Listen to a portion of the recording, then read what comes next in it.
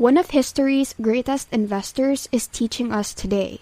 Legendary Fidelity Magellan Fund mutual fund manager Peter Lynch. For 13 years straight, he outperformed the stock market with a yearly return of 29%. He was able to increase the fund's value from $18 million to $14 billion during that time. He then took an early retirement at the age of 46, and today, Mr. Lynch is teaching us how to make millions throughout a stock market crash. A crucial fact to understand given the state of the economy now. History is something you should study because it contains so much valuable information. What you can learn from history is that the market declines significantly. Since there have been 93 years in a century, the math is straightforward. The markets have experienced 50 declines of 10% or more. 50 declines occur in 93 years, yet the market only declines 10% every 2 years. It's a correction. 15 of those 50 declines, or bear market defining declines, have been 25% or higher.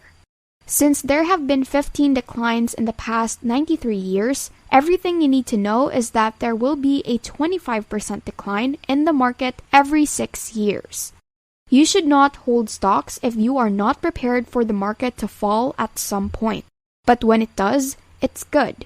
If a stock you like declines from $14 to $6, that's fantastic because you know the firm and can see from the balance sheet that it's doing well. However, you're expecting to go to $22 with the stock.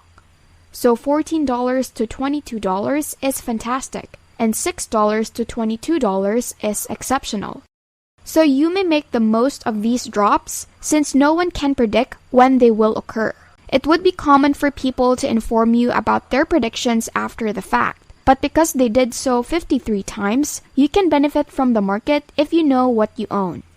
One of the things I find handy as a rule or two that I wish to toss up. People frequently purchase stocks on the theory that the stock has dropped by this much. How do you know how much lower things are going to go? I recall when Polaroid dropped from $130 to $100. People would say, here's this great company with a great record. If it ever drops below $100, you know, just buy every share. And when it did, many people bought on the premise that, look, it's got $135 to $100. That's not $95. What a buy! Within 1 year, it was $18 and this was coming with no debt. It declined simply because it was too expensive. I carried out the same action in, say, my first or second year of Fidelity. Kaiser Industries' share price dropped from $26 to $16. I asked how much lower it could go because it is now $16. So for $14, I believe we purchased one of the largest blocks of Kaiser Industries ever on the New York Stock Exchange of the American Stock Exchange. I stated that it had decreased from $26 to $16. How much lower will it sink? Well, it reached $6, $5, $4, and $3 before stopping. Now that it has happened quickly, I can see that if it hadn't been for the fact that it happened quickly, I probably would still be caddying or working now at a stopping shop. At $3, I realized that something was seriously wrong because Kaiser Industries owned 40% of Kaiser Steel, 40% of Kaiser Aluminum, 32% of Kaiser Cement, 40% of Kaiser Broadcast, 40% of Kaiser Santa Gravel, 40% of Kaiser Engineers, 40% of Jeep, and 40% of a whole host of other companies, all while having no debt. It's very difficult to declare bankruptcy if you have no debt, which is something I learned very early in life and might be a game changer for some. Although it's tough for some people to understand, they had no debt and the entire company was selling for around $75 million at $3.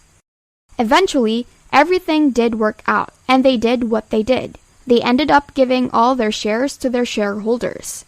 At that point, it was equivalent to purchasing one Boeing 747, and I said there was a problem with this company selling for $75 million. I was a little premature at $16, but I said everything would be fine. They distributed shares in a manner similar to how they distributed shares and aluminum. distributed public shares in Kaiser Steel, and sold all the other firms for an average price of $50 per share. Let me know in the comments if you have any other questions about investing. Let's return to the video. However, if you simply bought the stock because it had dropped from $26 to $16, then again to $10, you may not have understood the company. If it drops to $9, what would you do? If it was $8, what would you do? When it reached $7, what would you do? The issue is that people sell stocks because they are unsure of why they acquire them. And when the price drops, they are left unsure of what to do. If you flip a coin and go around the block, what will you do? Are you worried about the current level of market volatility? Do you believe that action should be taken to lessen it? I enjoy volatility, and I seem to recall the time in 1972 when Taco Bell's price dropped from $14 to $1, and the market had a sharp decline. The greatest investment of Magellan in 1978 was purchased for $42 by Pepsi Cola, and I believe it would have risen to $400 if they hadn't bought it out. They had no debt and had never had a restaurant close, and I started buying it at $7, but kept holding onto it even after it dropped to $1. Volatility is great, in my opinion. I don't believe the market will go up 80 points one day and down 80 the next. Therefore, these collars, in my opinion, are quite essential, and is advantageous to the general public. I don't think it's a good thing, but I do think that all these collars and other things are needed to keep volatility down each day, even though the market will continue to fluctuate because human nature hasn't evolved much in the last 25,000 years. And some unanticipated incident will occur, either causing the market to decline or rise. Markets will therefore continue to experience this volatility and ups and downs. If individuals can recognize what they possess, I think that's a fantastic potential. If they don't know what they possess, they keep adding to their mutual fund portfolio over time by trying to figure it out.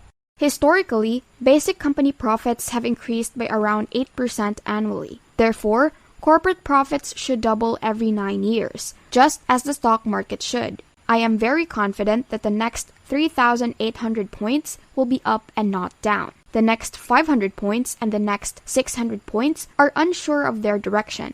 I believe the next market is around 3,800 today, since profits will increase by 8% a year and stocks will follow. The market should double in the ensuing 8 to 9 years and then double again in the following 8 to 9 years. I have fond memories of the month of October in 1987. I had no reason to worry because I was very certain that Mark was not in any trouble.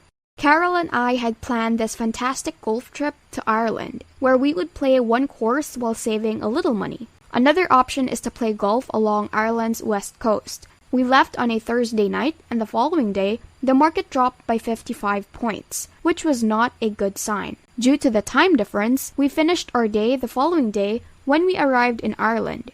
When I returned to the hotel, they informed me that the market would decline by 112 points on Friday. I told Carol, if the market drops on Monday, we're going to have to go back. So it would be best if we stayed there over the weekend.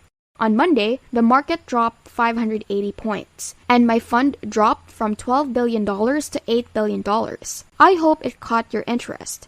I did return, but there was absolutely nothing I could do about it. However, I believe that my shareholders called and asked, "What's Lynch doing?" They were informed that he was on the 6th hole and even parked at this point, but that he was in a trap. This might be a triple bogey here, but it may also be the start of something. And I don't think that's precisely what they want to hear, so I could fix this darn thing. I returned home and suffered alongside everyone else, but fortunately, I was quite consistent.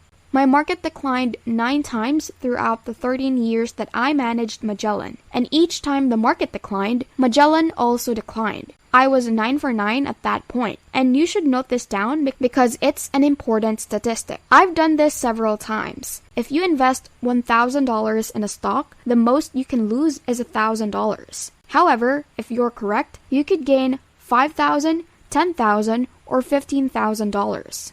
So in this industry, you don't have to get it right every time. You can get it correct 1 out of 4 times. When you do, it's a long time before you realize the company is succeeding, or at the very least, that you don't sell it, which would be a terrible tragedy.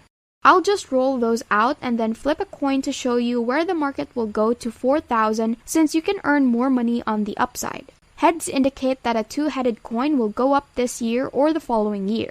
The only thing I ever knew about the stock was that it will rise in value in the future year. You'll be happy to know that stocks will outperform money markets and bonds in 10, 20, and 30 years. Even if you're investing for a 4-year-old, a 15-year-old, or a 74-year-old, you must consider what you'll do if the market declines. Everyone in the world is a long-term investor until the market declines. So I'll ask how many people in the room are short-term investors. I've never had anyone ever raise their hand.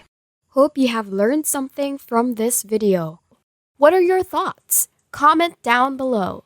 If you enjoyed this video, make sure to click the like button and also don't forget to subscribe to the channel and hit the notification bell for you to be updated on our latest videos. See you in the next video. Thanks for watching. Want to learn more and be more financially literate? Click on the next videos we have in our channel, showing on the screen right now.